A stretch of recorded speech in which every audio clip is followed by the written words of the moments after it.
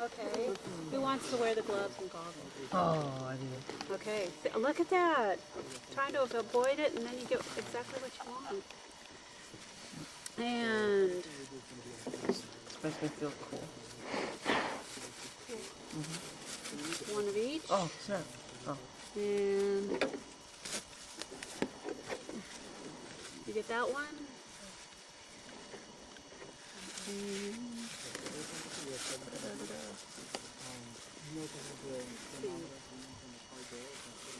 yeah, you're gonna get this and these. Alrighty, to the river. Oh. You need to take a book? Nope, leave it. Alright. Bam. Oh, except we just need to take one book. Bring your book, so that we have one to write in. Okay. Take that in the water. We need to take Remember? the water temperature. From 6th grade. Don't let it sit on the bottom because that'll give us a bad reading. We're going to have to hold it there for about a minute. It's turbidity. Remember turbidity from 6th grade? No. Okay. Yeah, once you're down there. Turbidity measures we're studying how DO. cloudy the water Dissolved is. oxygen, it's So, the oxygen in the water. how does why it look pretty clear today? study that? Yeah. You can see the rocks down there. Do you remember 6th grade when we did the It's creek? good for the fish and the invertebrates. Does this They look need as it to clear breathe. as the creek did? No. So the reason we study Yeah, it, it's got more we wanna algae find and out green how much is stuff in it, huh? There's more DO, Wednesday you'll have we more couldn't fish. see the rocks. It was so windy and there was so much dust getting How do you stirred think it up gets and the in water was getting whipped around that it was a lot more turbid and not as clear as it is today. So that's one of the measures we're going to do. First thing we're going to do is measure the pH. So you know what, if you want you can stick all those things in the bucket for right now, except for, So the air that we're breathing right now, yeah, the that water one's rushing coming. by, as soon as those bubbles Will you fill this up to the those bubbles line? are putting oxygen in the water. And you can There's one other way. fine tune it after you Especially fill where it. most of the You can oxygen in adjust the with the water comes from. pipette. It comes from the Gotcha. plants. So Okay. all these capillaries. And for 10 extra bonus all day, points, pumping oxygen who can into the tell water me through what the roots pH and through stands other for? particles in the water. So that's where most of the oxygen comes from. What do we have for temperature? Something. Isn't it like power? Alright, so 10 degrees for the water temperature. Awesome! I was gonna say that, but But I wanted to give her a chance. just scoop it up. Try not to stir up it. We want the water, not any muck or turbidity. Oh, darn, that's too And then remember, with a meniscus, you want to catch the bottom of the meniscus should be at the line. Just don't get any of the like dirt sediment Oh, at I need more. the bottom in there, and then we need That's nowhere perfect. All right, we like I'm a perfection. scientist. Now, remember when you do drops, you do them straight up and down. 10 drops. Go ahead, you can do it. Oh, that's one. Here.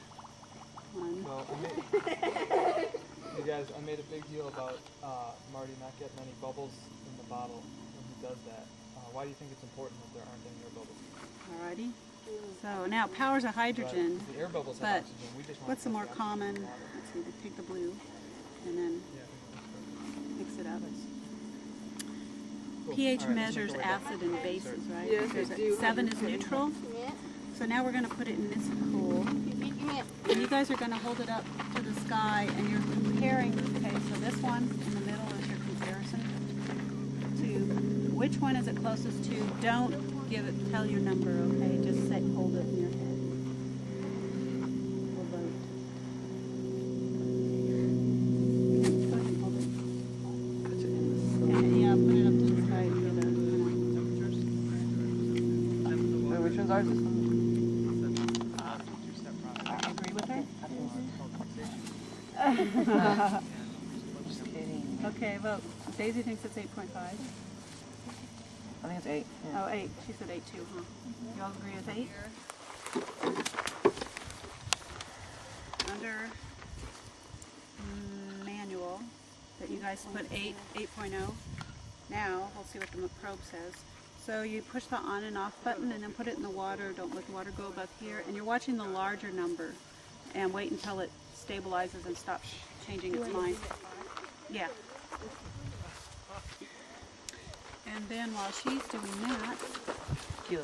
Kilo, would you go ahead and fill this up to the 50 milliliter line and you can fine tune with that. And this is the turbidity measurement, so we want to make sure you don't mix stuff up and make it more turbid than necessary.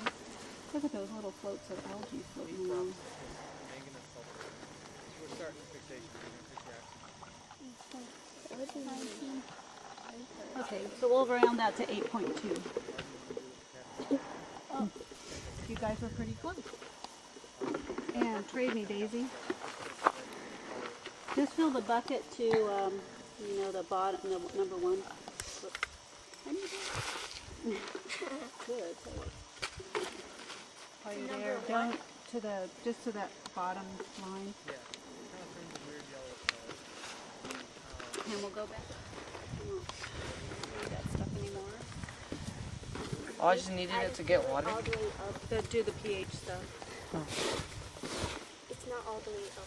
It's not. Oh, that's okay. It's enough. And we'll use I'm that gonna in a say like minute. the man told me to do it. Okay, you guys are gonna have to scoot in a little bit. Jacob. Edward told me. Alrighty. So now, who would like to do the palm? Who's the palm Oh, wizard? I want to do it. Okay, so in the manual and in your books, you want to put this down. The pH, you guys said was 8.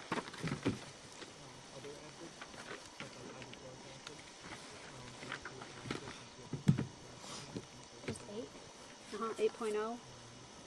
And the probe was what, Daisy? 8.2 because we rounded it up. Right? For the pH?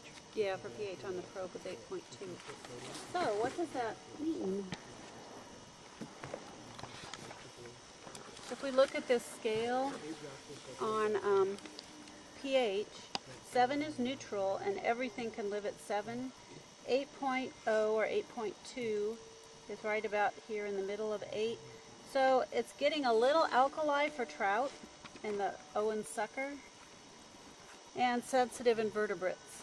But they can still survive because it's, you know, they can go into 8 a ways. So on your other page, We wrote down the answer for number 1. it was, what would, and number 2, list some fish that do well at this pH. Your, the Owens Valley native fish, catfish, bass, carp, suckers. That's all fish. So what we're doing there is the sulfuric acid is dissolved in And do you guys know, like, the difference between Owens Valley native fish and wild trout, kind of wild fish? There's 4 native fish. Bass, carp, you have that one? Bass, carp, catfish, suckers, intolerant invertebrates all do well in this pH. Plus our 4 native fish, which are Owens Valley pupfish, Owens Valley tui chub, Owens Valley sucker, and Owens Valley speckled bass. And except for the suckers, most of them are not this big. And those were the only 4 fish that are native in the valley from Conway Summit all the way to the Owens Lake. All other fish, you know, all your trout, your bass, your carp, the sunfish up in the Pleasant Valley, those have all been introduced by fishermen. And we'll call them wild trout, which means that they can maintain themselves in the rivers and in the creeks. So they spawn, they reproduce, and their populations can maintain themselves without constantly being restocked. The rainbow trout tend to have to be restocked. They're not as aggressive as like the browns. So they, that's wild trout, but that doesn't mean that they're native. Okay, then snails and clams and bacteria all do great at this pH. This pH is a little alkaline. It's more like baking soda. And now we're going to test for turbidity. And if you look at the turbidity, oh, Daisy, would you be so kind as to fill this one tube to the 50 milliliter with distilled water? And I have the pipette if you need to fine tune. Squish it. Okay, so if you guys pass this around, you want to keep the tubes in the sun. Don't do this where you're going to shade them because it's easier to see. And you're looking at the black dots on the bottom. You're looking at the amount of cloudiness, not color. The river's kind of is browner than the distilled water, but we're looking at cloudiness. So which one is more cloudy?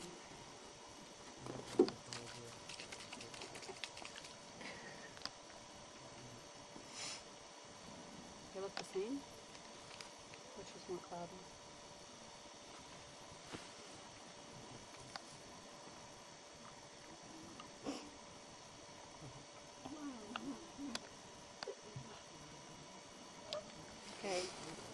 Which one do you guys think is more cloudy? The river? Alright, so now we're going to add cloudiness to the distilled water until it's the same as the river. Alright, so this is going to be mine. So you put one drop, and this, did you use the DO dropper? This one's really easy. That one's real stiff, so it's really easy to do more than one drop at a time, so you got to be pretty gentle with it. And we are starting, just so everybody knows, we're starting at 0.8 instead of 10. Okay, so one drop and then stir it, then compare it, pass it around, see if everybody agrees. Just this one? Yeah, How many drops? just one at a time. So. This bottle is clear.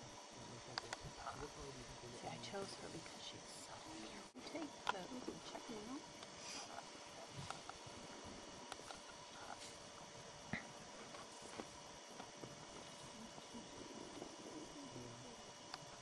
It's like a really dark bluish purple. And the reason for that is starch and iodine. It's still, is it, are they the same? Or is it, you made it more cloudy than the river? No, they're just The only reason you do that is actually to make it really dark. Because the next step, we're going to get rid of all the color. And we're going to see what No? this one's still Still got, okay, so let's do another drop. or And the trick is to look at the edge of the black dot. So if you take water that has very, very little oxygen in it, it'll only take a couple drops of the stuff to turn it clear again. And if the water has a ton of oxygen, it's going to take, and that gives us a reason to do that. Let's see if your lab So partners. I'm sure look how good this is. Hold it straight up and down and take They're the finger pretty and close. pick out 2 drops. And you swirl it really gently. You don't want the liquid to touch the top. I think they look the same. Okay, so that was 1 part per million, or 1 JTU, Jackson Turbidity unit. So on your, we're just doing chemical manual for turbidity, which is second from the bottom. Just put 1. Now, when we did this on Tuesday, we were getting 4. What was Wednesday with the wind? It's real high. Like 8. The wind was stirring up all the dirt. It's just river water. Okay. So what does that mean? If we have a turbidity of 0.5 to 1, that's drinking water. So on your rating over here on the side, you can write drinking water, and actually for the pH, it was slightly basic. Then our last test we're going to do is total dissolved solids. And so what we're going to measure is all the minerals that are in the water, and if there's minerals in the water, it will conduct electricity. So the way this works is there's an anode and a cathode, and it passes electricity between it, and then it'll tell us how much. So, Keela, we'll let you do this. We're looking at the big number on top, and you just kind of stir it once and then just hold it there, and let it until it stops doing stuff. And let me see, pull it towards you a little bit. Maybe we need to kind of give it enough Until water. the bigger small. The big number stops. Oh, the big one stuff. Yeah, at what? Oh wait, no.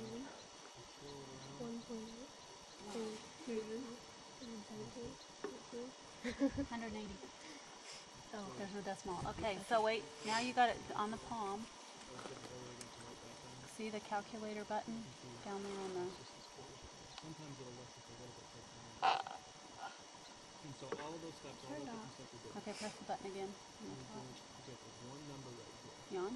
Yeah. And then go to the calculator. Right at the bottom. Yeah. Oh, and we want to put 180 times 0.65. Is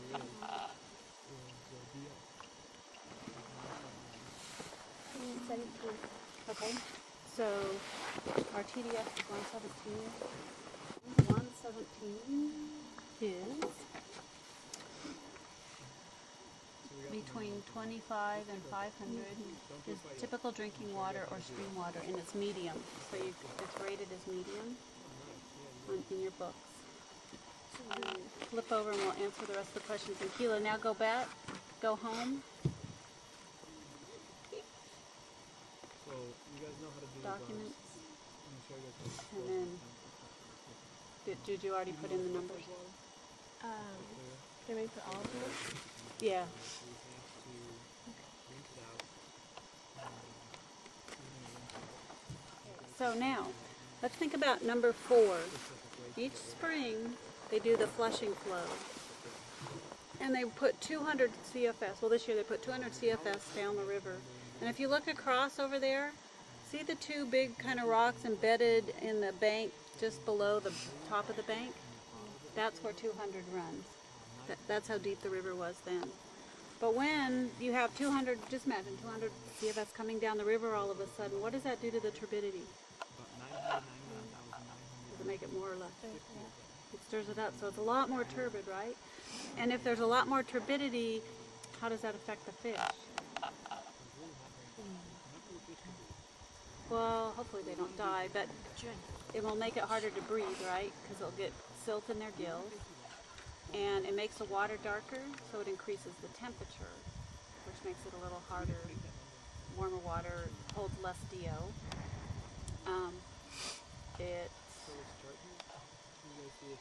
And then they can't see their prey. Also, if it's dark and cloudy, the aquatic plants don't get as much sunlight, so it reduces the amount of photosynthesis going on, which is lowering the DO in the water that's being produced. So it lowers the DO in 2 ways, mostly because it reduces the amount of photosynthesis. So that's really, none of that's great for the fish, right? So why do you think they do that? Why would they run more water down the river canyon? Any guesses? Yeah, they will. But what we want to do is take that Okay, well that's actually a natural cycle rivers go through if they're not controlled, right? We get heavy snows every winter. They all melt. At some point in the summer or spring, we get big amounts of water coming down, which stirs up all the creeks and the rivers. And what's good about that is it moves all the sediment that's kind of settled down the river, and it cleans it out. And so it makes the gravel beds clean, which is good for the fish to lay their eggs in. They need to lay eggs in gravel, not in sediment and silt. If they put their eggs in silt, they're going to suffocate. Yeah. So actually the fish need them to do that. They've adapted to being used to these ugly, cloudy day events basically to them. It's like when we get a really bad dust storm, it's not good for us, but we survive it. They get a turbid day. It's hard to breathe, but they survive it. The eggs or the fish? Yeah, they both dissolve oxygen. So actually on 4, the question is, how do you think that affects the turbidity? And it makes it more, right, when there's a flushing flow. It would increase the turbidity. How might that affect the fish and invertebrates? Well, it makes it harder to breathe and will reduce the dissolved oxygen because of photosynthesis. The 6 is, I'm going to list them. So it's that cleans out gravel beds for the fish to lay eggs on. And then it's going to get the banks, these little lower areas, wet and muddy in the spring, just when the trees are releasing their seeds and the other plants. So it's hopefully making better environments for the trees to get started, the seeds to sprout and grow. They'll be landing in wet, moist soil. And finally, they're hoping that if enough flow is going down the river, it's going to cut the channel deeper, and it will be too deep for the cattails to grow across. At a certain point, when the water's deep enough, the cattails don't keep growing. Because what they really hope is that the cattails are not going to choke out the whole channel. They can get the channel deep enough that they will stop. 7 does the TDS level fit drinking water range? Yes, it does. So I want to compare, so keep your numbers up. I want to compare the river to how your 6th grade creek was. And so if we look at the pH of your creek, that averaged about 7.3 to 7.5. And the river, you had between 8 and 8.2, which we found. and the turbidity in the creeks were 3. Okay, so the creek and the river. Well, no, it was 1 today. It's really clear today. Creek and the river are about the same. TDS. What's your TDS? What's the river? 117. The creek is 62. I'm joking. So it's a lot. It has a lot more dissolved solids in it, and the reason for that is the creeks are coming out of the Sierra, which are predominantly granite mountains, and they're the youngest mountains in California, so they're not very old or eroded. A lot of the river comes out of the Iños here, and these are the oldest mountains in California. These are old, ancient, uplifted lake bottom sediments from Lake Lahontan, the Ice Age lake. So they're, they've just worn away a lot more. They're made of limestone. They dissolve more, and so more and more of the, all this minerals and stuff gets eroded into the water. And also pH, okay? What was your pH of the soil that you tested? Remember? No, that was the water was 8.2. What was your soil? It was 8. So the water's going through soil with a pH of 8. It's going to have a pH of 8 too. pH of the soil was 9. Was 9? Okay, so the soil's a lot more alkaline then, so then your water's going to be more alkaline than the creek. Both the creek and the river are healthy environments for fish and invertebrates, but you are going to find different ones down here than you do in the creeks, just because depending how tolerant they are of their living conditions. Like bass and carp and the native fishes can tolerate more alkaline water and warmer water. They tolerate a much wider range than the trout, which are a cold water fish, and they like pH closer to neutral. So you don't find as many. We are finding trout down here. I expect this to be more of a warm water fishery.